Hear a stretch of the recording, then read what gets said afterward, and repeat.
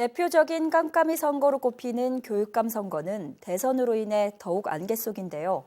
이 가운데 중도 보수 교육감 후보들이 단일화 경쟁에 돌입했습니다. 지방선거를 앞두고 자신이 교육감 적임자임을 강조하고 나섰습니다. 김학준 기자입니다. 중도 보수 교육감 후보 간 단일화 싸움이 시작됐습니다. 3월 8일 기준 선관위에 등록한 교육감 후보는 3명. 이 가운데 가장 먼저 출사표를 던진 건 박선영 예비후보입니다.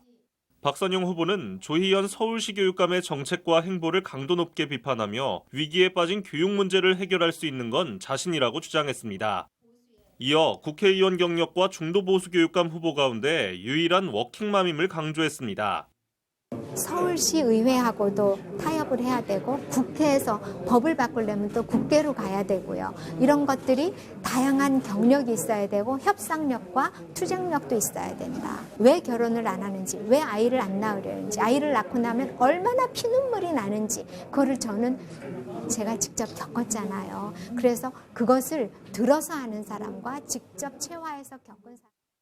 조영달 예비후보는 현재 서울교육은 이념과 틀에 갇혀 있다며 이를 극복하는 것을 우선 과제로 꼽았습니다. 또 학생생활관리와 맞춤형 교육, 돌봄 등 학교의 역할이 커져야 한다고 덧붙였습니다.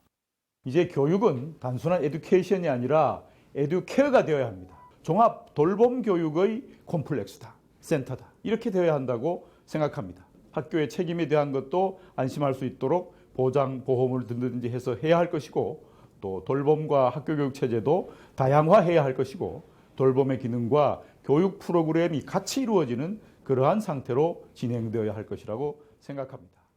조전혁 예비후보는 진보교육자와 전교조가 추구하는 정책은 학력 하락을 가져온다고 날을 세웠습니다.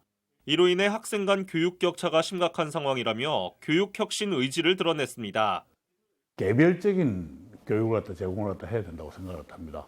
그러니까 하나하나의 이제 이 진도라든지 여기에 맞춰가지고 그런 개별화 학습을 할 수 있는 그런 이 교육이 이제 제공돼야 되는데 사교육에서는 아이들 개별적인 이 레벨에 맞춰가지고 가르치지 않습니까? 근데 공교육에서는 그렇지 않고 붕어빵 교육을 하니까.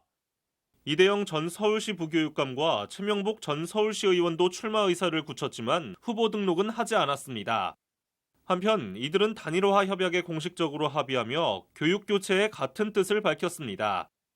중도 보수 교육감 후보는 27일부터 나흘간 여론조사와 선거인단 조사를 거친 뒤 30일 최종 결정됩니다. HCN 뉴스 김학준입니다.